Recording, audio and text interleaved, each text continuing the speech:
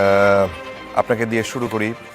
জনাব তাজুল ইসলাম, আপনি যদি বলেন যে আজকে 16ই জুলাই, বলা হচ্ছে যে ঐতিহাসিক জুলাই শহীদ দিবস। প্রশ্ন হচ্ছে 2024 সালের জুলাই গণ অভ্যুত্থানে আত্মত্যাগকারী শহীদদের স্মরণে এই দিনটি এবারও রাষ্ট্রীয় মর্যাদায় পালিত হলো আজকে।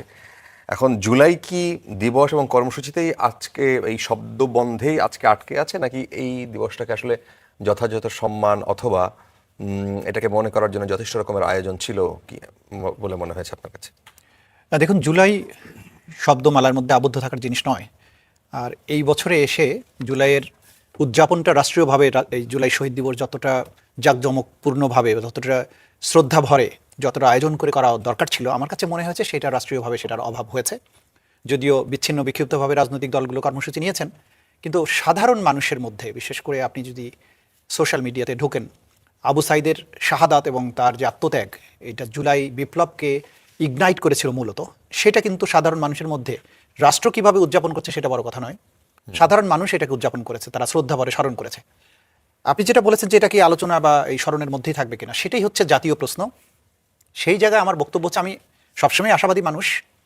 হতাশা এবং ফ্রাস্ট্রেশনের অনেকগুলো বিষয় তৈরি হয়েছে ইতিমধ্যে, কিন্তু আমি এখনও হতাশ হতে চাই না। যেটা সবচেয়ে বড় জিনিস হচ্ছে, আবু সাইদেরা যে কারণে তাদের সর্বোচ্চ ত্যাগটা করেছিলেন, আত্মত্যাগ করেছিলেন, যে পুরো রাষ্ট্রটাকে তারা নতুন করে দেখতে চেয়েছিলেন, একটা বদলে যাওয়া বাংলাদেশ দেখতে চেয়েছিলেন, রাষ্ট্র ব্যবস্থার আমূল সংস্কার দেখতে চেয়েছিলেন। তারা নিছক দল বদলানো, ক্ষমতা বদলানো একটা নির্বাচন দেখতে চাননি।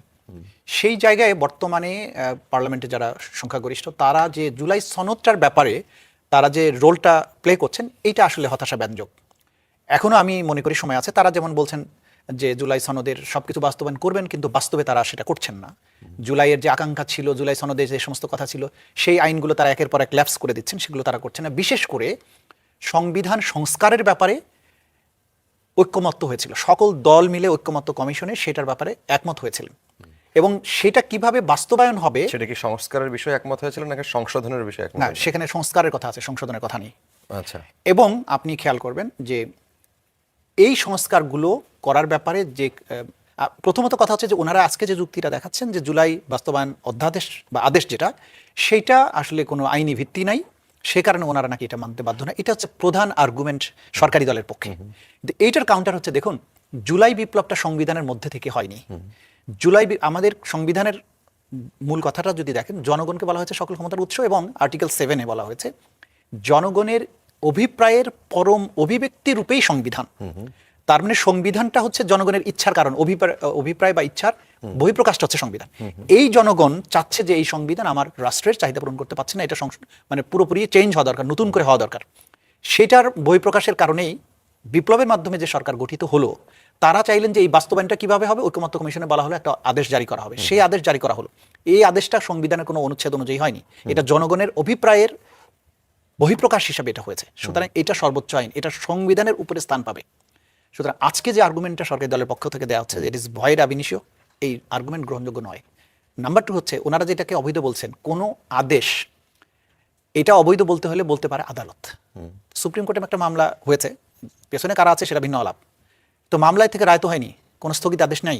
তাহলে আপনি এই জুলাই আদেশ অনুযায়ী কাজ কেন করছেন না? আপনার প্রতি কোনো স্থগিত আদেশ নেই, আর এটা কোনো জায়গায় অবৈধ ঘোষিতও হয়নি, এবং এটা ঘোষিত হতেও পারবে না। কেন জানেন? যে দুনিয়ার ইতিহাসের কোনো বিপ্লব জনগণের অভিপ্রায়কে আদালত বলতে পারে না যে এটা অবৈধ। জুলাই বিপ্লবকে অবৈধ বলার ক্ষমতা বাংলাদেশের কোনো আদালতের নেই, এবং এটা কিন্তু আদালত বলেছেন এই কথাটা, যে অন্তর্বর্তীকালীন সরকারকে চ্যালেঞ্জ করে যে রিট পিটিশন মোহসেন রশিদ সাহেবরা দায়ের করেছিলেন, সেটা রায় হয়েছে হাইকোর্ট থেকে, বলেছে যে এই জনগণের অভিপ্রায়ের প্রেক্ষিতে যে বিপ্লব হয়েছে, যে সরকার হয়েছে, সেইটাকে বৈধতার প্রশ্নে কোনো রায় দেওয়ার ক্ষমতা আদালত। জনগণের অভিপ্রায় যে বলছেন, সেটা কিসের ভিত্তিতে বলছেন? মানে কোন ডকুমেন্ট? সেটা তো একটা লিখিত কোনো একটা জায়গায়, কোনো একটা ফর্মে তো তার উপস্থিতি থাকতে হবে। রাষ্ট্রের সামনে সেই রেফারেন্সটা কি? সেটা হচ্ছে জুলাই জাতীয় চার্টার, জুলাই সনদ, যেটা সব। সেই জুলাই সনদকে আপনি বলছেন যে মানে সরকারি দল যারা সংসদে সংখ্যাগরিষ্ঠ, তারা যদি ইগনোর করে, তাহলে আপনি সেটাকে কিভাবে? সংখ্যাগরিষ্ঠতা কিন্তু জনগণের অভিপ্রায়ের কথা নয়। আপনি দেখুন, জনগণ আপনাকে নির্বাচিত করেছে এটা ইমপ্লিমেন্টেশনের জন্য, কিন্তু অভিপ্রায়টা ছিল যে আপনি এই কাজগুলো করার জন্য আমি আপনাকে নির্বাচিত করছি। ঐক্যমত্য কমিশনের কথা ছিল যে আপনি এই সংস্কারগুলো করবেন, সেখানে তারা জনগণের অভিপ্রায় এটা সংস্কার করবেন, সেইটা জনগণের অভিপ্রায়ের ভিত্তিতে। সেটা আবার অভিপ্রায়টা কিভাবে বাস্তবায়ন করা হবে?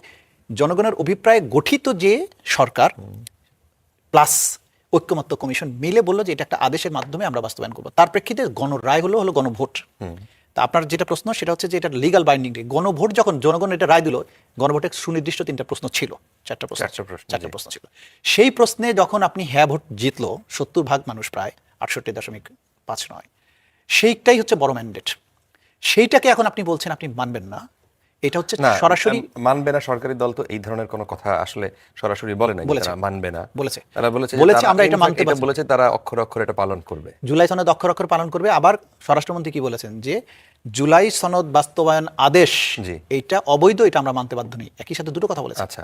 সুতরাং এই যে ওইটাকে অবৈধ বলছেন এবং মানতে বাধ্য নই, এইটাই হচ্ছে টোটাল আপনার ইউটার্ন। যে জনগণ যে গণভোটের মাধ্যমে যে জিনিসটাকে অভিপ্রায় আকারে পাশ করলো, আপনি বলছেন এটা মানতে বাধ্য নয়, তাহলে আপনি কি করছেন? এটা হচ্ছে আমি বলেছি যে এইটা একটা জাতীয় প্রতারণা হবে এবং এটার খেসারত তাদেরকে দিতে হবে। জনাব সালেউদ্দিন আহমেদ আলোচনা শুনছিলেন আজকে। শুরুতেই যেটা বলছিলাম যে জুলাই শহীদ দিবস পালন করছে রাষ্ট্র, সেই যে আকাঙ্ক্ষা, সেই জায়গায় কোনো ঘাটতি দেখেন নাকি না ঠিক মতোই চলছে? এবং যে প্রশ্ন আমরা ওই যে অসমাপ্ত বিপ্লব নামে একটা লেখা আছে লরেন লিফসুলসের, তো মুক্তিযুদ্ধ অসম্পূর্ণ রয়ে গেছে, জুলাইয়ের অভ্যুত্থানের আকাঙ্ক্ষা অসম্পূর্ণ রয়ে গেছে, এমনকি 52-এর ভাষা আন্দোলনের যে চেতনা, সর্বস্তরে বাংলা ভাষা প্রচলন, এই আকাঙ্ক্ষা অপূর্ণ রয়ে গেছে। এগুলার মধ্য দিয়েই, অপূর্ণতার মধ্য দিয়েই পূর্ণতা খোঁজা যায়। কিন্তু আকাঙ্ক্ষা অপূর্ণতা এইটাই প্রথম না, অপূর্ণতা আরো আছে। হ্যাঁ, মুক্তিযুদ্ধের যে সাম্যের বাংলাদেশ, গণতন্ত্রের বাংলাদেশ, মানবাধিকার, সেটা কি পেয়েছি আমরা? পাই নাই। তো এর মানে কি আমি বলবো মুক্তিযুদ্ধ ব্যর্থ? এত রক্তকহী 9 মাসের লড়াইয়ের পর আমরা কি গণতন্ত্র পেয়েছি? লড়াইটা কেন হইল? আমরা তো পাকিস্তানের সঙ্গে ছিলাম, তারা সংখ্যাগরিষ্ঠ দলের নেতার হাতে ক্ষমতা হস্তান্তর করে নাই, তাই থেকে একটা জাতীয়তাবাদী চেতনায় রূপ নিল এবং একটা যুদ্ধে আমরা উপনীত হইলাম। কিন্তু কেন হয়েছিল? এমনি মনে হয়েছিল যে আমরা একটা যুদ্ধ করব? একটা কারণ ছিল, সেই আকাঙ্ক্ষা ছিল যে গণতন্ত্র, সাম্য, মানবাধিকার, ন্যায় বিচার ইত্যাদির একটা আকাঙ্ক্ষা ছিল। সেটা কি পেয়েছেন? গত কত 56 বছর হয়ে গেল না? 55 বছরে কি পেয়েছেন? পান নাই। জুলাইয়ের একটা আকাঙ্ক্ষা ছিল। তাজুল ভাইয়ের এই কথার সঙ্গে আমার ওনার সঙ্গে আমার কোনো তর্ক নাই। জুলাইয়ের একটা আকাঙ্ক্ষা ছিল। দ্বিমত আছে, আমি তর্ক নাই, কিন্তু দ্বিমত নাই, কিন্তু আমরা একটা তর্কের মধ্যে জড়িয়ে গেছি। আমি এটা বলবো, জুলাইয়ের একটা আকাঙ্ক্ষা ছিল। কি আকাঙ্ক্ষা? জুলাই কি এমনি হয়ে গেছে? ও তো ছিল কোটা বিরোধী আন্দোলন। কেন হাসিনার পতনের আন্দোলনে গেল এই জন্য যে এত জুলুম হয়েছে আর মানুষ সহ্য করতে পারে নাই। তো এটা কি এই জুলুমের শাসক চলে যাওয়ার পরে কি এই জুলাইয়ের চেতনা শেষ হয়ে গেল? না, ওই একই চেতনায় ফেরত চাই আমরা। যে এই কেন শেখ হাসিনাকে পালিয়ে যেতে হইলো? যদি এখানে গণতন্ত্র থাকতো, যদি ন্যায় বিচার থাকতো, মানবাধিকার থাকতো, তাহলে তো জুলাই হইতো না।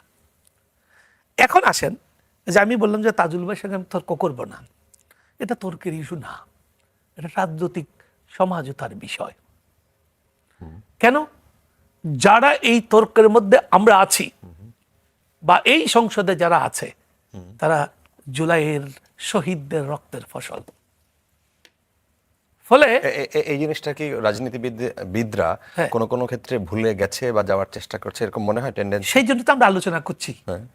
আলোচনাটা তো এই জন্যই হচ্ছে, কোথাও ভুল হয় বলেই, কোথাও ব্যত্যয় ঘটে বলেই আলোচনা হচ্ছে। আমি একটু না থামাইলে আমি একটু বলে নেই। জি, দেখেন, আমরা একটা নতুন শিশু কিভাবে ভূমিষ্ঠ হবে, এটা হলো মূল কথা। কিন্তু কেউ প্রাকৃতিক নিয়মে হয়, কেউ সিজারের মাধ্যমে হয়। কিন্তু মূল কি? শিশুটা ভূমিষ্ঠ করা। এখন আমাদের এই যে জুলাই সনদ বলেন, তারপরে আপনি আমাদের যে গণভোট বলেন, তার আগে তো একটা সুন্দর আলোচনা হয়েছে, দীর্ঘ আলোচনা হয়েছে। আলোচনায় মোটামুটি কিছু ঐক্যমতের জায়গায় ছিল, খুব অল্প জায়গায় দ্বিমত, খুব অল্প। একটা হলো উচ্চ কক্ষ, সেটা আনুপাতিক হারে হবে এই নির্বাচিত সংসদের সংখ্যানুপাতে হবে না আনুপাতিক ভোটের ভিত্তিতে হবে? দেখেন ওই জায়গায় উচ্চকক্ষ নিয়ে দ্বিমত নাই, তাহলে ওইটাও একটা সমাজতার ব্যাপার। এটা নিয়েও নানান প্রস্তাব ছিল, মধ্যপন্থা প্রস্তাব ছিল যে ঠিক আছে 50 ভাগ সংখ্যানুপাতে করেন, তবু সমাজতায় আসেন, 50 ভাগ আনুপাতিক হারে করেন। কেন? আমরা চাই জুলাইয়ের যারা চেতনা ধারণ করে যারা এই সংসদে বসে আছেন তারা একটা সমঝোতা করবেন। এখন আসেন দ্বিতীয় কথা, সংস্কার না সংশোধন, এটাও আমি মনে করি সমঝোতার বিষয়, কাজ যদি একটা হয়। এখানে দ্বিমতের আরেকটা বড় জায়গা আছে, এটা খুবই গুরুত্বপূর্ণ জায়গা, তাজুল ভাই জানেন, কারণ তিনি সুপ্রিম কোর্টের সিনিয়র আইনজীবী। উনি যদিও ট্রাইব্যুনালে ছিলেন দীর্ঘদিন, উনি বিচার বিভাগের এই যে সংগ্রাম, স্বাধীনতা ইত্যাদির জন্য লড়াই করছেন, উনি জানেন। আমাদের এখানে এই যে মূল সংকটটা হলো আরেকটা, এই দুইটাই সংকট, অন্যগুলা খুব নাই। আরেকটা হলো জাতীয় প্রতিষ্ঠানগুলো গঠন প্রক্রিয়া নিয়ে। জাতীয় প্রতিষ্ঠান কি? আমাদের দুদক, আমাদের নির্বাচন কমিশন, আমাদের পাবলিক সার্ভিস কমিশন, এইগুলার গঠন প্রক্রিয়া কি হবে তা নিয়ে একটা দ্বিমত ছিল। তাহলে আচ্ছা, আরেকটা দ্বিমতের জায়গা ছিল তত্ত্বাবধায়ক সরকার, ঠিক আছে। এখন তত্ত্বাবধায়ক সরকার উচ্চ আদালতে একটা আদেশ আসছে, সংসদের উপরে সে দায়িত্ব, এটা নিয়ে মোটা দাগে কোনো বিতর্ক নাই, কিন্তু না বিতর্ক আছে, মোটা দাগে এখনো আসে নাই বিতর্কের জায়গায়, সেটা আগের মতোই। এইটা নিয়ে একটা আন্দোলন ছিল দীর্ঘদিন ধরে। চাই আগে শুনে নেন। জি, আমরা তো এই কয়েকটা জায়গায় দ্বিমত করেছি। জি, এই কয়েকটা জায়গায় যদি ঐক্যমত হয় তাহলে সংবিধানে কিভাবে ঢুকবে? আমি এটাকে সংস্কার বলবো, আরেকজন বলবে সংশোধন, অসুবিধা নাই। মূল জায়গা সংস্কার আর সংশোধনের না, তাহলে মূল জায়গা হলো এই জিনিসগুলা তো সেটেল হয় নাই। ওই যে বললাম যে আমাদের উচ্চকক্ষ, এই জায়গায় তারা বলছেন যে সেটেলড বিষয় না, এবং এটা জনগণের রায়ের মাধ্যমে সেটেলড বিষয় না। না, এটা বললে হবে না। আমি আপনাকে রেকর্ডের জিনিস বলি, জি, এটা বললে হবে না। এই জায়গায় আমাদের একটা সংকট তৈরি হয়েছিল, এটা নির্বাচনকে কেন্দ্র করে। আমি স্বরাষ্ট্রমন্ত্রীর বক্তব্য খেয়াল করবেন, উনি বললেন কি যে গণভোটটা আমরা নির্বাচন আদায় করতে গিয়ে মেনে নিয়েছি। শুধু গণভোট? জি, ওই যে বললেন জাতীয় সংসদই বললেন। আমি বলি আমাদের এখানে দুইটা ইস্যু হয়ে গেছিল। প্রথম সনদ হইল, সনদ হয়ে কিন্তু নির্বাচন আপনার জাতীয় ঐক্যমত কমিশনের কাজ শেষ হয়ে গেছিল। কিন্তু তখন জামাত ইসলামের পক্ষ থেকে বলল এই সনদ দিয়ে হবে না, এই সনদ স্বাক্ষরের আগে যে এটা কিভাবে কার্যকর হবে তার দৃশ্যমান কিছু আমরা দেখতে চাই, নতুবা আমরা এই সনদে স্বাক্ষর করবো না। আপনার মনে আছে এনসিপি স্বাক্ষর করে নাই, জামাত গিয়েছে। আমি এখানে জামাতকে সাধুবাদ দিই, কিন্তু জামাত যে গিয়েছিল, জামাত নিশ্চয়ই কোনো একটা আলাপের ভিত্তিতে গেছিল। সে হয়তো বলছিল আপনারা দৃশ্যমান কিছু করেন। কি দৃশ্যমান? যেটার জন্য ওই গণভোটের এই যে সাংবিধানিক আদেশ জারি করতে হইল। কিন্তু এইটা ঐক্যমতের ভিত্তিতে হয়নি, তাদের কাছ থেকে জোর করে আদায় করে নিয়েছে। জি, আবার বিএনপি বলতেছে যে রোজার আগেই নির্বাচন হইতে হবে। তখন এই তত্ত্বাবধায়ক সরকারের যারা ছিলেন তারা একটা মধ্যপন্থার দিকে গেলেন, তাদের মতো করে ভুল হইতে পারে।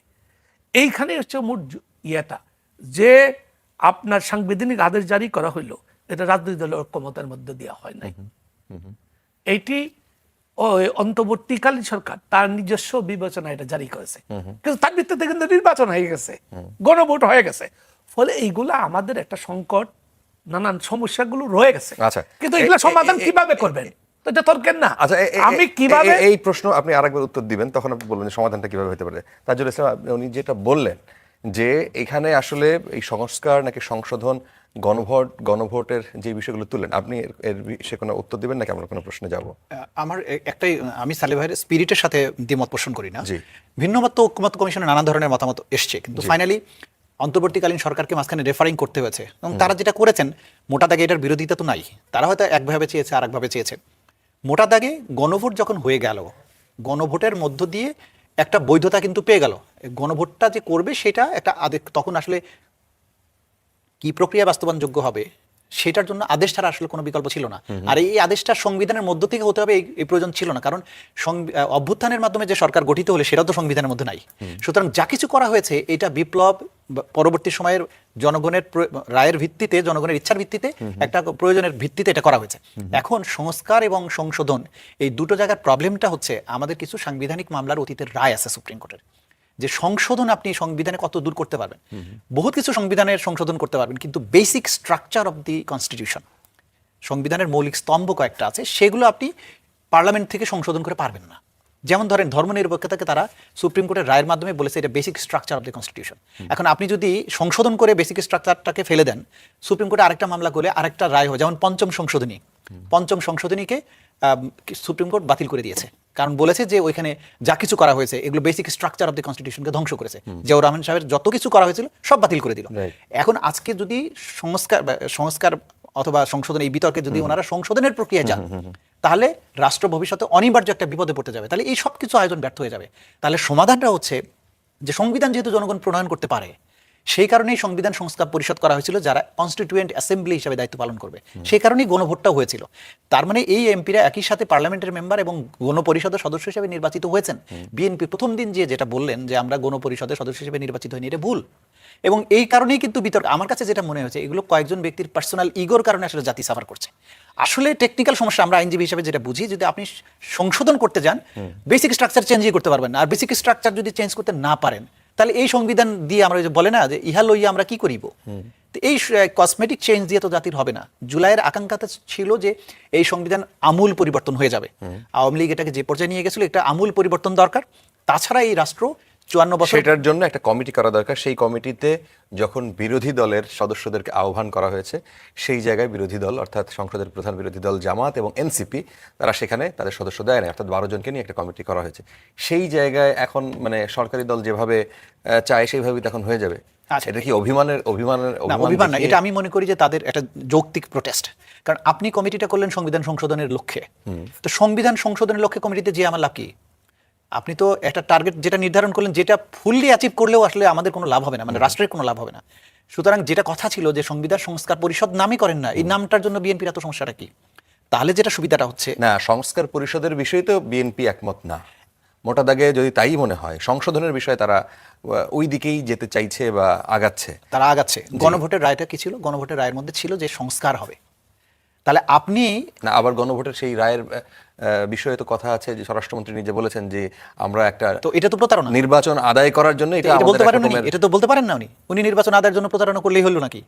জনগণ তো শুদ্ধ ভেবেই রায়টা দিয়েছেন না, কিন্তু তার তো একটা জাস্টিফিকেশনও তিনি বলেছেন দেশে একটা যে বিশৃঙ্খল অবস্থায় ছিল, এটা কোনো শেপে আনা, একটা মানুষকে একটা স্বস্তি দেয়া। অন্তর্বর্তীকালীন সরকারের স্বস্তি দেয়নি, সবকিছু ঠিকঠাক মতো, অস্থিরতা কে তৈরি করেছে? আমি রাজনৈতিক কথা কম বলতে চাই, কিন্তু উনি যে যুক্তিগুলো দিয়েছেন এগুলো খোড়া যুক্তি। হ্যাঁ, পার্লামেন্টে উনি যে যুক্তিগুলো দিচ্ছেন একতরফাভাবে, এটা ঠিক না, এটা আসলে পার্সোনালি উনি নিয়ে এগুলো করছেন। গণভোটের মধ্য দিয়ে জনগণ বলছে যে আমরা সংস্কার চাই, তা গণভোটের রায়ের মাধ্যমে পাশ হয়ে গেছে, রাইটলি অর রংলি জনগণ রায় দিয়েছে। আপনি এটার বিরুদ্ধে বলা কেউ না, আপনি এটা বলতেই পারেন না। এবং আপনি বললেন যে আমরা একটা নির্বাচন যদি না দেয় সেটা আদায়ের জন্য করেছে, এই কথা বলার আপনি কে? নির্বাচন আদায়ের জন্য জনগণ কখনো কি অন্তর্বর্তীকালীন সরকার বলেছিল যে আমরা নির্বাচন দেব না? কিন্তু কথা তো এরকম হয়েছিল, নির্বাচন 5 বছর ডক্টর ইউনূস থাকুক, মানুষে চেয়েছে, এটা তো সরকার বলেনি। এটা ঈদগাহ মাঠে মানুষ বলেছে স্যার 5 বছর থাকেন, এটা কি সরকারের কথা না? তো এটার ভিত্তিতে এটা আপনি কনক্লুশনে আসতে পারেন না যে ওনারা নির্বাচন দিতে চায়নি। ডক্টর ইউনূস সবসময় বলেছেন আমি যত দ্রুত পারি এটা দিয়ে চলে যাব। কিন্তু মাথায় রাখতে হবে এই রক্তাক্ত অভ্যুত্থানটা হয়েছিল সার্টেন লক্ষ্য নিয়ে। তো সবাই বলেছিল যে খালি একটা নির্বাচন নাকি, তাহলে নির্বাচন তো হাসিনার আমলে হয়েছে। তা আমরা যদি রাষ্ট্র ব্যবস্থার একটা সংস্কার করে এই যে জিনিসটা সাফার করেছি আমরা 17 বছর অথবা স্বাধীনতার পরে 54 বছর, আমাদের যে কনস্টিটিউশন আমাদের কোনো কিছুরই সমাধান ঠিক মতো দিতে পারলো না, গণতন্ত্র এই লেভেলে চলে আসলো, সেইটার থেকে উত্তরণ মানুষ চেয়েছে, সেটার লক্ষ্যে গণভোটে মানুষ রায় দিয়েছে। আপনি এখন বলছেন আপনি একটা বিশেষ উদ্দেশ্যের কারণে এটা মেনে নিতে বাধ্য হয়েছে, আপনি মেনে নিতে বাধ্য হয়েছেন, আপনি মানেন আর না মানেন জনগণ রায় দিয়ে ফেলেছে, এটা মানতে আপনি বাধ্য। আচ্ছা, এই পয়েন্টেই সালেহ আহমেদ, আপনি যদি এই সুনির্দিষ্ট সালেউদ্দিন এই বিষয়টা নিয়ে যদি আপনার কোনো মতামত ব্যক্ত করেন, জনগণের যে রায় সেই রায় মানতে আপনি বাধ্য, মানে সরকারি দলকে বলা হচ্ছে, এবং একই সাথে সংস্কার যে কমিশন করার কথা সেটা না করে এক ধরনের সংশোধন কমিশন বা কমিটি করার, মানে সংসদে একটা কমিটি গঠন করা হয়েছে, সেখানে বিরোধী দল নাই। সুতরাং যেই মূল প্রশ্ন জুলাই সনদ বাস্তবায়ন সেই জায়গায় একটা বড় রকমের অনিশ্চয়তা তো দেখেন, দেখা আমি দিয়েছে। আমি শুরু থেকে বলছি একটা রাজনৈতিক তর্ক বলেন, কুতর্ক বলেন আছে। না, আর কি তর্ক শুধুমাত্র তর্কের মধ্যেই আমি শেষ? আমি বলি, আপনি যদি প্রতি কথায় দুইটা প্রশ্ন করে তাহলে হ্যাঁ। কথা তো বলতে হবে না। আগে যে প্রশ্ন করেছে তার উত্তরটাকে দিয়ে নিই। জি। তো এখন ধরেন আমরা এটাকে বিপ্লব বলি, কেউ বলে অভ্যুত্থান। কেউ বলে আন্দোলন। এনসিপির সাধারণ সম্পাদক গত পরশুই সংসদে একটা নোটিশে ওটাকে গণ অভ্যুত্থান বলেছেন। গণ অভ্যুত্থান আর বিপ্লব এক জিনিস না। আর আমি যদি এটাকে বিপ্লবও ধরি, তাহলে বিপ্লব পরবর্তী সরকার এটা গঠিত হয় নাই, এটা জাতীয় বিপ্লবী সরকার হয় নাই। তার শপথ গ্রহণ প্রক্রিয়া, তার সরকার গঠন প্রক্রিয়া সবই ভুল ছিল। আমরা একটা সাংবিধানিক প্রক্রিয়ার মধ্যে ঢুকে গেছিলাম, যে কারণে আমাদের রাষ্ট্রপতি শাহাবুদ্দিন আহমেদ, শেখ হাসিনা পালিয়ে গেলেন কিন্তু তিনি রাষ্ট্রপতি থেকে গেলেন। এবং সংবিধানের 104 অনুচ্ছেদ অনুযায়ী তারা এটাকে বৈধতা দিলেন। কি বৈধতা? এই শেখ হাসিনার অনুপস্থিতি, পালিয়ে যাওয়াটা, এটাকে সাংবিধানিকভাবে এটা রেগুলার করলেন। ফলে আমরা বললাম বিপ্লব, কিন্তু আমার বিপ্লবটা বেহাত হয়ে গেল যে কোনো কারণে। আমরা মেনেই নিছি। আমাদের নাহিদ, আমাদের আসিফ, তারাই কিন্তু শপথ গ্রহণ করেছে বঙ্গভবনে গিয়া, ওই সংবিধানের অধীনে, এই সব সংবিধান ছুঁয়ে। জি। এবং শুধু ছুঁয়ে না, ওই দুটি রাষ্ট্রপতির- শপথ করেছেন তারা। একটি শপথ হইল গোপনীয়তার, আর একটা হইল এই সংবিধানের রক্ষণ এবং সমর্থন বিধান করা। তাহলে গলত কিন্তু নানান জায়গায় আছে। আপনার, আমি প্রথম দিনেই এই বিষয়ে একটা লেখা আমার বড় ব্যানারেই ছাপা হয়েছিল। আমি বলেছিলাম এটাকে 2-3 ভাবে এটাকে করা যাবে। একটা হলো একটা বিপ্লবী সরকার করতে পারে, তাহলে বা গণ অভ্যুত্থানের বিপ্লবী সরকার করতে পারে, তাহলে এটা জাতীয় গণ অভ্যুত্থান ঘোষণামালা দিয়া বা বিপ্লব ঘোষণামালা দিয়া, যেমন মার্শালের সময় কি হয়, সামরিক আইন বিধিমালা দিয়ে রাষ্ট্র চলে। তাহলে একটা গণ অভ্যুত্থান হয়েছে, গণ অভ্যুত্থান আন্তর্জাতিকভাবে একটা বিপ্লব, এটা জনগণের বিপ্লব, জনগণের অভ্যুত্থান আন্তর্জাতিকভাবে স্বীকৃত। সে সংবিধানের উপরে, হ্যাঁ, জনগণের অভিপ্রায় নিয়ে কিন্তু গণ অভ্যুত্থান হয়েছে। ফলে সে বিধিমালা দিয়ে সেই এই সরকার চালাইতে পারত এবং নতুন সংবিধান প্রণয়ন করতে পারত। কিন্তু তারা শুরুতেই এটা ভুল করেছে। এই শপথটা বঙ্গভবনে না গিয়ে শহীদ মিনার হইতে পারত, জনগণের সামনে হইতে পারত, সেটাও হয় নাই। ফলে ভুলে আমরা কিন্তু ভরা। এখন আমরা এটা সাংবিধানিক পরিষদ করব না সংবিধান সংশোধন করব, এগুলো নিয়ে তর্ক করতে পারবো। কিন্তু আমার মূল জায়গাটা হইল আমি কি কি চাই, প্রক্রিয়া ভিন্ন হোক, চাওয়ার মধ্যে অক্ষমত হয়েছে কিনা। আচ্ছা। যদি চাওয়ার মধ্যে অক্ষমত হয়, আপনারা যে প্রক্রিয়া করেন কাজটা করে ফেলান। কথা কি বুঝাইতে পারছি? আচ্ছা, আচ্ছা। এবার আপনার কোনো প্রশ্ন? আচ্ছা, না, আমি একটু তাজুল ইসলাম আপনার কাছে একটু বিচার প্রক্রিয়া নিয়ে, যেহেতু টপিকটা আমরা শুরু করেছিলাম যে আজকে জুলাই শহীদ দিবস বলা হচ্ছে, আবু সাইদের বিচার ইতিমধ্যেই আমরা দেখলাম, রায় দেখলাম। ট্রাইব্যুনালের চিফ প্রসিকিউটর আমিনুল ইসলাম বলেছেন যে তিনি এই রায়ের বিরুদ্ধে আপিল করার কোনো প্রয়োজন দেখছেন না। আসামি পক্ষ উচ্চ আদালতে আপিল করেছে। এখন বর্তমান রাজনৈতিক প্রেক্ষাপটে এবং উচ্চ আদালতের বর্তমান যে অবস্থা, এই রায় উচ্চ আদালতে টিকিয়ে রাখা বা দ্রুত কার্যকর করার ক্ষেত্রে কোনো আইনি চ্যালেঞ্জ দেখেন কিনা? আমি কোনো চ্যালেঞ্জ দেখি না। যেটা করা দরকার, যে আমাদের আন্তর্জাতিক অপরাধ ট্রাইব্যুনালের যে আইন আছে সেখানে বলা হয়েছে যখনই আপিল করা হবে, সেই আপিলটা স্ট্যাটিউটরি পিরিয়ড হচ্ছে 60 দিনের মধ্যে নিষ্পত্তি হতে হবে। সুতরাং চিফ প্রসিকিউটরের কার্যালয়ের এখন দায়িত্ব হচ্ছে সুপ্রিম কোর্টে এই বিষয়টা উত্থাপন করা, যে আইনের কথাটা স্মরণ করিয়ে দিয়ে 60 দিনের মধ্যে এটা নিষ্পত্তি করলেই এটা যথেষ্ট হবে। সাজা যেটা হয়েছে, যে এভিডেন্স এখানে দেওয়া হয়েছে, খুব এটা পরিবর্তন হওয়ার কোনো সম্ভাবনা আমি দেখি না। বরং সাজা, বরং যদি প্রসিকিউশন আপিল করতেন তাহলে আরো বৃদ্ধি পাওয়ার সম্ভাবনা ছিল। সুতরাং এই আপিলটা 60 দিনের মধ্যে যদি নিষ্পত্তি হয়ে যায়, তাহলে সাজা কার্যকরের ব্যাপারে আর কোনো বাধা থাকে না। আচ্ছা, এখানে আরেকটা প্রশ্ন হলো যে মামলার রায় হয়েছে, ঠিক আছে, কিন্তু আসামি যারা, তাদের তো প্রায় সবাই পলাতক, এবং রায় কার্যকর হতে দেখার আগেই যদি আবু সাইদের অসুস্থ বাবা মা মারা যান, এই বিলম্বিত বিচারের নৈতিক সার্থকতা এইটাই বা কতটুকু থাকে? আমি আপনার এই কথার সাথে আংশিক একমত। এটা বিলম্বিত বিচার আপনি বলবেন কিভাবে? আপনার আসামি পালিয়েছে কবে? 5ই আগস্টে। তখন তো ট্রাইব্যুনাল গঠিতই হয় নাই। তো আসামি যখন পালিয়েছে বাংলাদেশ থেকে, প্রধান আসামি শেখ হাসিনা সহ মন্ত্রী পরিষদের যারা সদস্য, তারা 5ই আগস্টে পালিয়ে গেছেন। পুলিশের যে সমস্ত সদস্যরা ছিলেন তারাও 5ই আগস্ট এবং পরবর্তী সময় একের পর এক পালিয়ে গেছেন। যখন ট্রাইব্যুনালের প্রসিকিউশন বা ট্রাইব্যুনাল দায়িত্ব গ্রহণ করেছে তখন অধিকাংশ আসামি দেশের বাইরে। তারপরে বিচার হয়েছে, তারপরে মামলা হয়েছে, তারপরে তদন্ত হয়েছে, তারপরে বিচার হয়েছে। দ্রুততম সময়ের মধ্যে তদন্ত হয়েছে, দ্রুততম সময়ের মধ্যে বিচার হয়েছে। কারণ আন্তর্জাতিক অপরাধ ট্রাইব্যুনালের এই ক্রাইমস এগেইনস্ট হিউম্যানিটির মতো একটা কমপ্লেক্স অপরাধের তদন্ত এবং বিচার সম্পন্ন করা, যে এটার একটা ভলিউম, যে পরিমাণ আসামি, যে পরিমাণ ভিকটিম, যে পরিমাণ এভিডেন্স, এইটাকে একসাথে করে একটা মার্ডার কেসের তদন্ত 12 বছরে শেষ হয় না, একটা সিঙ্গেল মার্ডারের। আর এখানে 1400 বা 2000 মানুষের হত্যাকাণ্ডের তদন্ত এবং বিচার, সেটা যে সময়ের মধ্যে বিচারটা সম্পন্ন হয়েছে এটা আপনাকে দ্রুততম সময়ের মধ্যে বলতে হবে। এখন আসামি যে পালিয়ে গেছে, এখন রাষ্ট্রের দায়, এটা বিচার বিভাগের হাতে আর নাই। এখন বিচার বিভাগ তার রায় দিয়েছে, রাষ্ট্রকে এখন এই আসামিদেরকে ধরে এনে সাজা কার্যকর করতে হবে। এইটা যদি ব্যর্থতার প্রস্তুত হলে তাহলে এটা রাষ্ট্রের ব্যর্থতা হবে, স্বরাষ্ট্র মন্ত্রণালয়ের ব্যর্থতা হবে। এটা বিচার বিভাগের কোনো ব্যাপার না। আচ্ছা, এখন আমরা চাইবো যে বিচার বিভাগ তার কাজটা করেছে, এখন রাষ্ট্র তার দায়িত্ব পালন করুক। বিশেষ করে প্রধান আসামিকে এক্সট্রাডিশনের যে চুক্তি আছে ইন্ডিয়ার সাথে, তাকে ফিরিয়ে আনা হোক, এবং আনার ব্যাপারে রাষ্ট্র আরো বেশি এনগেজড হওয়া দরকার। রাষ্ট্রের যে পরিমাণ এফোর্ট দেওয়া দরকার সেইটা দৃশ্যমান হচ্ছে না। আচ্ছা। এটা ফ্রাস্ট্রেশনের জায়গাটা। আচ্ছা। আমি মনে করি যদি প্রধান আসামির সাজাটা কার্যকর করা যায় তাহলে ক্ষোভ ক্রমশ কমতে থাকবে। আচ্ছা। কারণ সবকিছুর নিউক্লিয়াস ছিল শেখ হাসিনা। আচ্ছা। তার মৃত্যুদণ্ড হয়ে আছে, তাকে ফিরিয়ে আনাটা অসম্ভব জরুরি। আচ্ছা, জনাব সালেউদ্দিন, আমরা আরেকটা প্রসঙ্গ আজকে আমরা বলেছিলাম যে শহীদ রাষ্ট্রপতি জিয়াউর রহমান তার হত্যাকাণ্ডের পর এই মামলার অন্যতম অভিযুক্ত যিনি, তাকে আজকে গ্রেফতার করা হয়েছে। তিনি হচ্ছেন আজকে তাকে গত রাতে তাকে গ্রেফতার করা হয়েছে। সেখানে আজকে যেহেতু তিনি একজন সেনাবাহিনীর কর্মকর্তা ছিলেন, তাকে সেনাবাহিনীর যেই বিচারিক প্রক্রিয়া, সেই বিচারিক প্রক্রিয়া তাদের কাছে আবার হস্তান্তর করেছে ডিবি। প্রশ্ন হচ্ছে, অনেকগুলো প্রশ্ন আসলে এখানে, যেটা জিয়া হত্যার পর সামরিক আদালতে বিচার দ্রুত শেষ হয়, বিদ্রোহে জড়িত থাকার অভিযোগে সেনা কর্মকর্তাদের বিচার করা হয়, 13 জন যে সেনা কর্মকর্তার ফাঁসি কার্যকর করা হয়, অন্যদের বিভিন্ন মেয়াদে সাজা দেওয়া হয়। প্রশ্ন হচ্ছে যে এর আগে বিএনপিও পাওয়ারে ছিল, সেই সময়ও কেন এই আসামিকে ধরা গেল না, বা সেই সময় কি তারা সিরিয়াস ছিল না? মানে এই জায়গায় কোনো ঘাটতি দেখেন কিনা? কিছু ঘাটতি, এটা মনস্তাত্ত্বিক। কেন জানেন?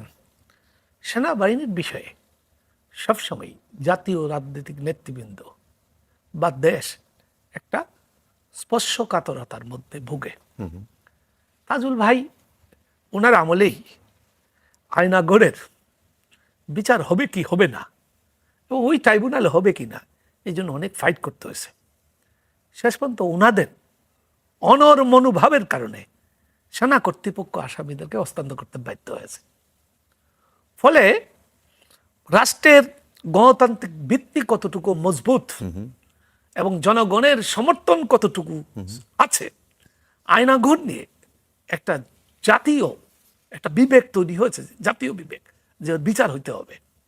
ফলে এই যে স্পিডটা ছিল, এই স্পিডের কারণে উনাকে এই লড়াইটা করতে সহজ হয়েছে। উনি হয়তো ভালো বলতে পারবেন। আমরা 1975 সালে শেখ মুজিবের হত্যাকাণ্ডের পর, বা এটা দুইভাবেই হয়, যে একটা ব্যর্থ সেনা অভ্যুত্থানের পর বা সফল সেনা অভ্যুত্থানই, এটা নিয়ে অনেক আছে, পর দেশ একটা বিশৃঙ্খলার মধ্যে ছিল। আমাদের গণতান্ত্রিক শাসন, আমাদের মার্শালের মধ্যেই ছিলাম। আমাদের গণতান্ত্রিক শাসন আসলে 90-এর পর থেকেই শুরু হয় মূলত। যদিও জিয়া রহমান সাহেবের আগে দুটি ইলেকশন হয়েছে, একটা রাষ্ট্রপতি, একটি সংসদীয় নির্বাচন। ফলে এই হত্যাকাণ্ডটা নিয়ে যদি একটু বলেন, আমাদের প্রজন্ম অনেকেই এই হত্যাকাণ্ড নিয়ে পরিষ্কার তথ্য জানে না। আমি এটা বলি, আমি আপনাকে এই প্রেক্ষাপটটা বললাম, কিন্তু আপনি যেটা বললেন জিয়া হত্যার বিচার হয় নাই, জিয়া হত্যার কোনো মামলাও হয় নাই, এটা বিচার হয়েছে। তাজুল ভাই বুঝতে পারবেন, এটি একটি বিদ্রোহের বিচার হয়েছে, কোর্ট মার্শাল। জি, এটা কোর্ট মার্শালে আর্মি অ্যাক্টের 31 ধারায় এই বিচারটা হয়েছে। কি বিচার? যে সেনাবাহিনীর বিধিবিধান লঙ্ঘন করে এরা বিদ্রোহ করে একজনকে হত্যা করেছে, এই বিদ্রোহের বিচার হয়েছে। জিয়া হত্যার বিচার হয় নাই। না, কিন্তু এখানে আমি আবার শেষ করি, জিয়া হত্যার সঙ্গে, এই হত্যাকাণ্ডের সঙ্গে মঞ্জুর হত্যারও বিচার এবং রহস্য অঙ্গাঙ্গিভাবে জড়িত। এই দুটি বিচার যদি, বা এ নিয়ে যদি, জনগণ কিন্তু জানে না কোথায় কিভাবে বিচার হইলো, যেহেতু এটা প্রকাশ্যে আদালতের বিচার হয় না, এবং তার সমস্ত দলিল কিন্তু প্রকাশিত না, ফলে একটা বিচার হয়েছে। তো যে বিচারে সম্ভবত 13 জন লোকের ফাঁসি হয়েছিল, জি তার মধ্যে 12 জনের মৃত্যুদণ্ড কার্যকর হয়েছিল। একজনের কার্যকর হয় নাই, তিনি সম্ভবত এই মুজাফফর, জি উনি তৎকালীন সময় মেজর ছিলেন। তো এইটা আসলে কি, এই ধরনের একজন রাষ্ট্রপতি যাকে হত্যা করা হয়েছিল তিনি একজন বেসামরিক ব্যক্তি ছিলেন, তখন তিনি সেনাবাহিনীর লোক ছিলেন না। জি শেখ মুজিবুর রহমানকে হত্যার পর ওনার বিচার কিন্তু বেসামরিক আদালতে হয়েছে এবং এটার মধ্যে সেনাবাহিনীর লোকগুলাই জড়িত ছিল। এ নিয়ে অনেক সেনা আইনে বিচার হবে নাকি আইনে বিচার হবে, এ নিয়ে অনেক তর্ক হয়েছে। তো না, যেহেতু এই বিষয়গুলো সামনে আসে না যে এটা কি শুধুমাত্র খুব না, আমরা তো কিছু কর্মকর্তার এই তর্কের জায়গায় যাওয়ার মতো রাষ্ট্র ছিল না, যে গণতান্ত্রিক পরিবেশ, যে সাংবিধানিক পরিবেশ, জি কথা বলার যে পরিবেশ, এইটা 24-এর গণ অভ্যুত্থানের পর যেরকম হয়েছে, হয়তো অনেকে বলবেন 24-এর গণ অভ্যুত্থানের পরে এটা লাগাম ছাড়া হয়ে গেছে, এরকমও বলবেন। কিন্তু এই অধিকার আগে 24-এ পর যেরকম অধিকার তৈরি হয়েছে, এই এমন অধিকার যে প্রধানমন্ত্রীর মেয়ের নামও অশ্লীল ছবি হয়, এরকম অধিকার হয়ে গেছে।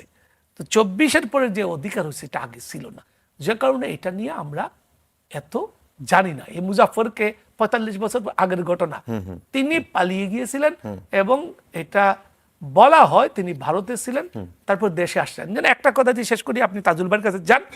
কেন আমি বলছি, জিয়া হত্যার দায়ে একজন কর্মকর্তা যুক্ত ছিলেন, তার নাম হচ্ছে আব্দুর রহমান। আচ্ছা 1983-84 সালে তিনি ফ্রান্সের রাষ্ট্রদূত ছিলেন, অভিযুক্ত একজন। পরিবর্তে গেলে ফ্রান্সের রাষ্ট্রদূত হয়েছেন, তখন প্রেসিডেন্ট কে ছিলেন? এরশাদ। আরেকটা কথা বলা হয়, কেন জেনারেল মঞ্জুরকে হত্যা করা হয়েছে জানেন তো?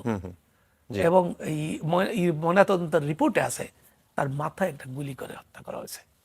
আর কাহিনী বানানো হয়েছে যে পালিয়ে যাওয়ার সময় উচ্ছৃঙ্খল জনতা কর্তৃক হ্যাঁ উনি গণপিটুনিতে নিহত হয়েছে। এই যে মিথ্যার আশ্রয় নেওয়া হইলো, ওখান থেকে জেনারেল মঞ্জুর হত্যাকাণ্ডের থেকেই এই জিয়া হত্যার রহস্যটা লুকিয়েছিল। আচ্ছা এবং এটা সন্দেহ করা হয় জি যে এটার সঙ্গে HM এরশাদও যুক্ত ছিলেন। আচ্ছা জনাব তাজুল ইসলাম, আপনারা আসলে এই বিষয়টা কতদূর জানা যায় এবং এই প্রক্রিয়া, এই বিচার প্রক্রিয়া নিয়ে মানুষের মধ্যে কিছু অনেক রকমের প্রশ্ন আছে। যেমন এটি কি শুধুমাত্র, তিনি যেভাবে বলছিলেন যে শুধুমাত্র কিছু কর্মকর্তা, ধরেন চট্টগ্রামের যিনি প্রধান ছিলেন তার অধীনে যেসব কর্মকর্তারা ক্ষুব্ধ ছিলেন তারাই কি এরকম একটা ঘটনা ঘটালেন? জেনারেল মঞ্জুরের কথা আসছে, তার প্রকৃত ভূমিকা সে সময় কি ছিল? আদালতে যদি তাকে তোলা যেত তাহলে কি কি জানা যেতে পারতো?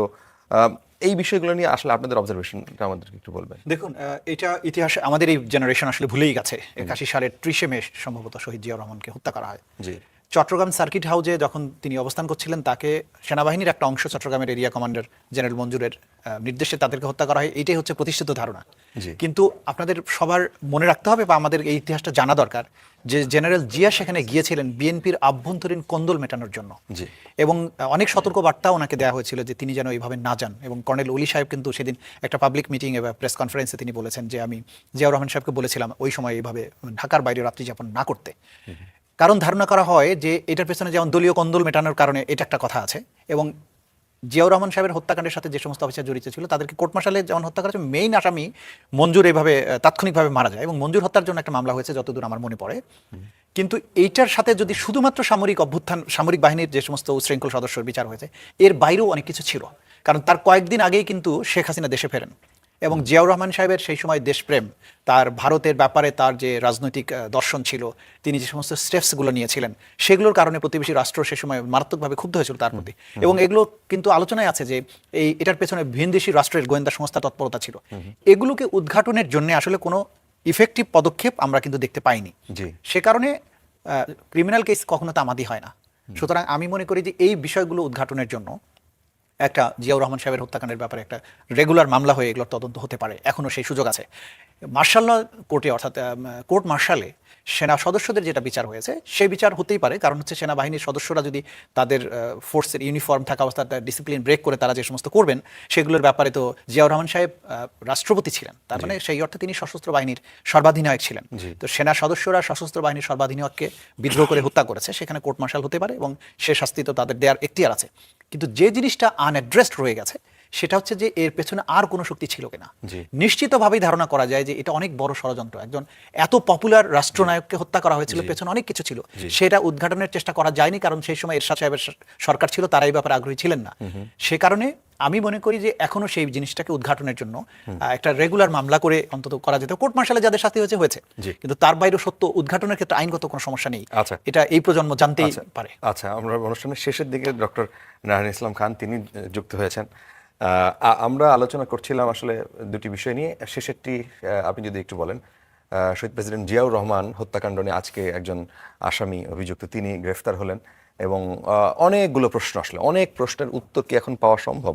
যেটি আলোচনা একটু শুনলেন যে অনেক প্রশ্নের উত্তর কি এই প্রজন্ম পেতে পারে, সেই 1981 সালের ঘটনা। আসলে এই প্রজন্মের কাছে তো জিয়াউর রহমানকে বিলীন করে দেওয়ার চেষ্টা চলেছিল, তাই না? আমরা দেখেছি যে যে ছেলেটির বয়স এখন 17, সে জানে হচ্ছে যে জিয়াউর রহমান মুক্তিযুদ্ধের বিরোধী ছিলেন।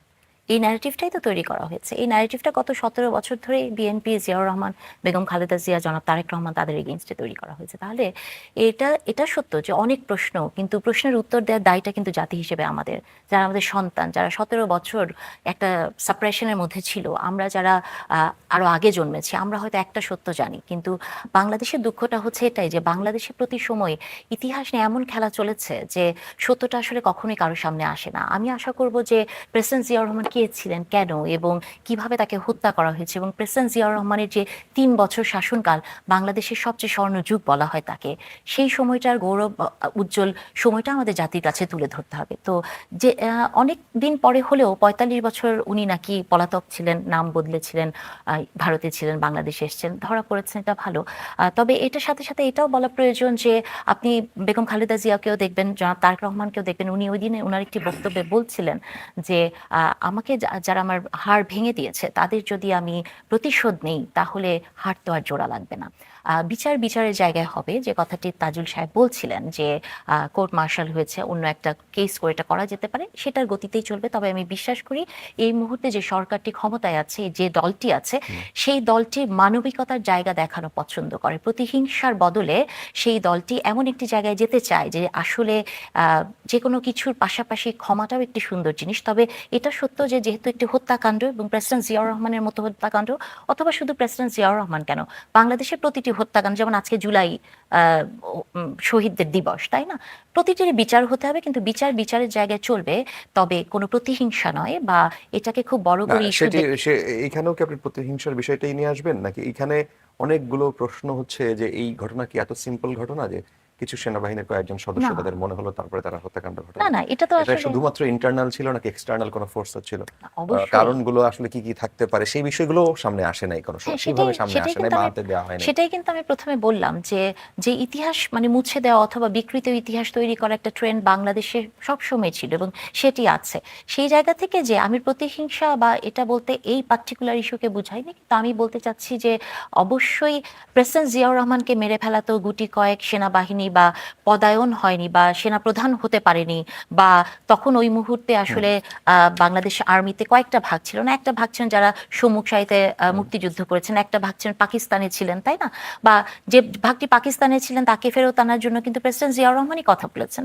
সেইখান থেকে প্রেসিডেন্ট তখন হুসাইন মোহাম্মদ এরশাদ তখন চিফ হলেন। তো ইন্টারনাল প্রবলেম তো আছে, কিন্তু এটা তো এত সরল না যে শুধুমাত্র কয়েকজনের মনোবেদনার কারণে আপনি একজন প্রেসিডেন্টকে, এত জনপ্রিয় প্রেসিডেন্টকে মেরে ফেললেন। এটা অবশ্যই কোনো কারো না কারো হাত তো আছেই। তো সেটার সঠিক তথ্য, আমার যুক্তিটা হচ্ছে সেটাই যে বাংলাদেশ এমন একটি জায়গায় এই মুহূর্তে আছে। আমি মনে করি যে এই সরকার, আমি দেখলাম যে পাঠ্যপুস্তকে সংযোজন বিয়োজন চলছে, তো আমি একটা স্পষ্ট বার্তা, যেহেতু আমি ওখানে কাজ করি, দেখলাম যে ইতিহাস যেমনই হোক না কেন, সত্য ইতিহাসটাই মানুষের সামনে তুলে ধরতে হবে। তো ইতিহাসের দায়বদ্ধতা থেকে শুরু করে যিনি ধরা পড়েছেন তার বিচারের গতিও যেমন চলতে থাকবে, এবং সেটার সাথে সাথে যেটি করা খুব প্রয়োজন সেটা হচ্ছে যে সত্য ইতিহাস কেন এটা হয়েছিল সেটা জানার অধিকার আসলে জাতি হিসেবে আমাদের সবার আছে, আমি এটা মনে করি। আচ্ছা, সালেউদ্দিন, আপনি কি এই বিষয়টা নিয়ে বলবেন যে এই 45 বছর পর শহীদ প্রেসিডেন্ট জিয়াউর রহমান হত্যার ঘাতককে গ্রেফতারের ঘটনা, এটা কি প্রমাণ করে যে বাংলাদেশে অপরাধে পার পাওয়া গেলেও একটা সময় আইনি বিচার হবেই, নাকি এইটাও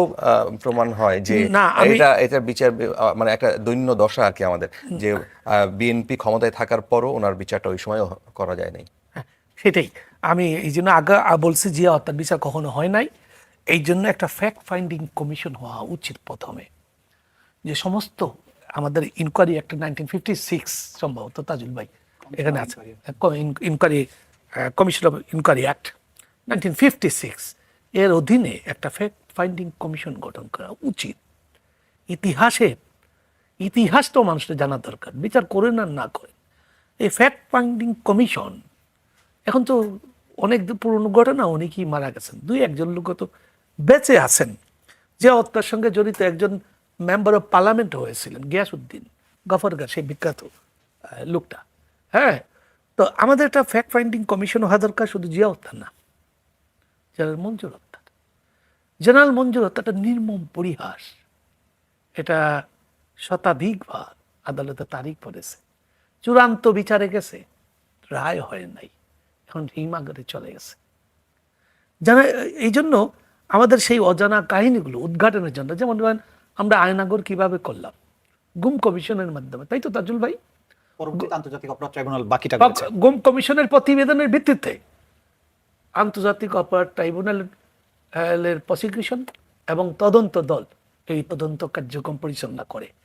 আমরা যদি এই ফ্যাক্ট ফাইন্ডিং কমিশনটা গঠন করতে পারি 6 মাস সময় দিয়ে, তারা যে প্রতিবেদন দিবে সেই প্রতিবেদনের আলোকে আমাদের ফৌজদারি যে ব্যবস্থা আছে সেই ব্যবস্থা অনুযায়ী মামলা হতে পারে।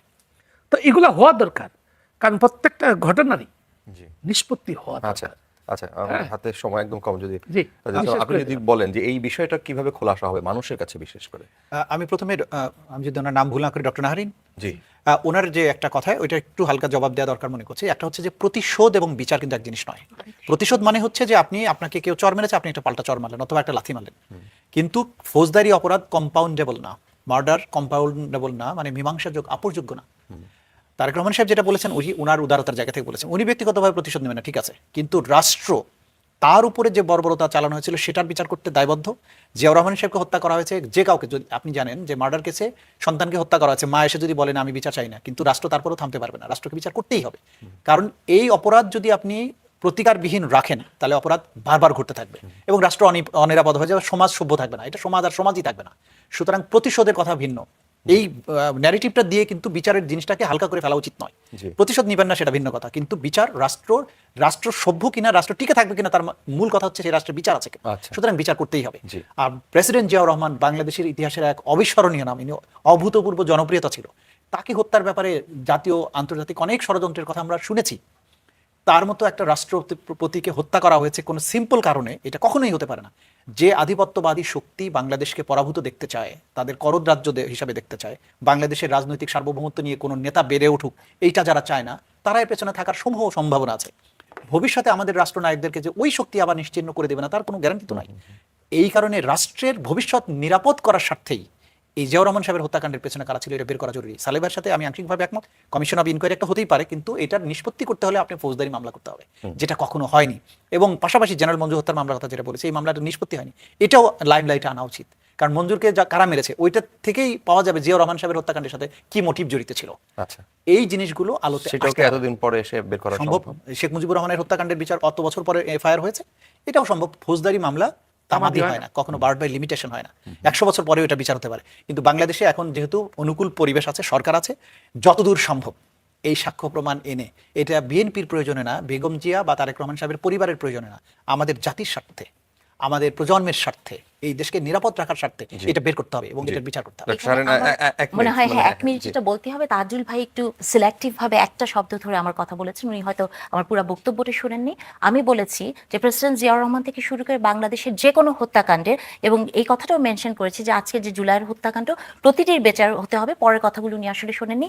আমার পয়েন্টটা ছিল এটা, উনি এই নামটি উচ্চারণ করেছেন যে শেখ মুজিবুর রহমানের যে বিচার কার্য চলেছে, আপনারা দেখেছেন সেই বিচার কার্য নিয়ে কত ধরনের কত কিছু হয়েছে। হ্যাঁ, সোসাইটিতে ইনস্টেবল করার, মানে আনস্টেবল হওয়ার অনেক ধরনের এলিমেন্ট কিন্তু তৈরি হয়েছে। আমি সেই জায়গাটাতেই বলতে চাই যে প্রতিটা বিচার হতে হবে, প্রেসিডেন্ট জিয়াউর রহমান এটা তো হতেই হবে, এবং সঠিক ইতিহাস মানুষকে জানতে হবে। তার সাথে সাথে এইটা যাতে কোনো রাজনৈতিক হাতিয়ার হিসেবে ব্যবহৃত না হয় সেই জায়গাটাতে আমাদের দৃষ্টিপাত করতে হবে। সেখান থেকে আমি বলতে চেয়েছি যে জনাব তারেক রহমান যে কথাটি বলেছেন যে বিচারের জায়গায় চলবে, কিন্তু ব্যক্তিগত প্রতিশোধের জায়গাটা যাতে ওরকম করে না হয়, এখানে প্রতিশোধ না, বরং বিষয়টাকে রাজনৈতিকভাবে না দেখে এটা আইনগতভাবেই দেখতে হবে। আমার কথাটা সেটাই ছিল। আচ্ছা, আইনগতভাবে যদি দেখা হয়, তো এর সাথে কি যুক্ত করবেন যে সেনাবাহিনীর যে বিচার কার্যক্রম প্রক্রিয়া, সেখানে অনেক প্রশ্নের উত্তরই আসলে পাবলিক হয় না। সেই বিষয়টাকে, এটা যেহেতু একটা ঐতিহাসিক বিষয়, এই জিনিসটাকে সামনে আনার জন্য সালেহ ভাই যে কথাটা বলছিলেন যে একটা কমিশন করা যেতে পারে, আপনাকে এই বিষয়ের সাথে এটা তো আসলে সাধারণ নাগরিক হিসেবে আমরা বলতেই পারি, হ্যাঁ, কিন্তু আপনি জানেন যে সেনাবাহিনীরও একটা নিজস্ব আইন আছে। সেনাবাহিনীতে যারা থাকে তাদের বিচার তাদের কোর্ট মার্শালে হয়। সো এটা যেহেতু তাদের বিষয়, মানে তাদের যেহেতু সেনাবাহিনীর লোক, তাদের বিষয়, সেটা বাংলাদেশের আইন, বাংলাদেশে যারা নীতি নির্ধারণের জায়গা আছে তারা এটাকে ঠিক করবেন যে কোনটা করা দরকার বা কোনটা করা দরকার না। এবং তার সাথে সাথে আরেকটি কথা যেটি তাজুল ভাই বলছিলেন যে পরিবার হিসেবে না, তবে এটাও আমাদের মাথায় রাখতে হবে যে যিনি আজকে ক্ষমতায় আছেন তার তো পিতা, তাই না? তো তার অনুভূতির জায়গাটা আমাদের সবার থেকে আলাদা, সেটিও নিশ্চয়ই বিবেচনায় আনবেন। আমি মনে করি যে সরকার ক্ষমতায় আছেন, সরকার বিচক্ষণ, মানে এনাফ ম্যাচিওর টু আন্ডারস্ট্যান্ড যে তাকে আসলে কি করতে হবে। তবে সাধারণ মানুষ হিসেবে আমরা এগুলো চাইতেই পারি। জি সালাউদ্দিন, আমরা জাস্ট 30 সেকেন্ড। না, উনি যেটা বললেন এটা সেনাবাহিনীর বিষয় না, কারণ একজন রাষ্ট্রপতি একজন বেসামরিক ব্যক্তি ছিলেন, জনগণের ভোটে নির্বাচিত ছিলেন, তার হত্যাকাণ্ডের বিচার সেনা আইনও হয় নাই, বেসামরিক আদালতও হয় নাই, হয়েছে একটা সেনা বিদ্রোহের শৃঙ্খলা ভঙ্গ যেরকম হয় সেনাবাহিনীর আর্মি অ্যাক্টের 31 ধারায় যে বিচারটা হয়েছে, মিটুনি বলে, সেটা হয়েছে। কিন্তু আমরা এগুলা জানা দরকার ইতিহাসের স্বার্থে এবং ন্যায় বিচারের স্বার্থে। শুধু এই জিয়া হত্যা না, জেনারেল মঞ্জুর হত্যা, দুটো একসঙ্গে হওয়া উচিত। এর আগে ওই যে বললাম, তাজুল ভাই বলছে ঠিক আছে বিচার হবে ফৌজদারি আদালতে, কিন্তু এর আগে একটা ফ্যাক্ট ফাইন্ডিং কমিশন হওয়া উচিত। না হলেও কোনো অসুবিধা নাই, কিন্তু ফ্যাক্ট ফাইন্ডিং কমিশন হলে জাতি জানতে পারে আর কি। না হলেও কোনো অসুবিধা নেই, ফৌজদারি আদালতে বিচার হলে তদন্ত হবে, সেই তদন্তর ফলাফলও জানা যাবে। তা আমরা জাতি জানতে চাই, ইতিহাসের সকল কিছু উন্মোচিত হোক।